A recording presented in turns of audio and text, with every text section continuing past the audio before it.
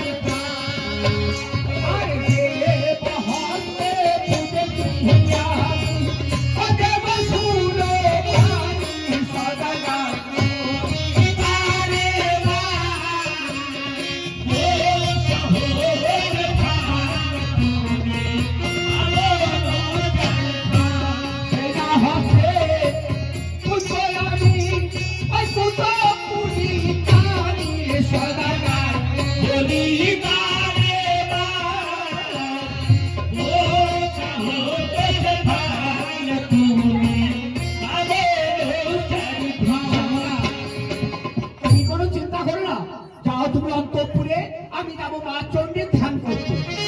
কোথায় দাঁড়াবো? আমার পুষ্প আয়োজন করে দাও। এই তো তোমাকে পুষ্প আয়োজন করে দিলাম, তুমি ভোলানাথের পূজা করো।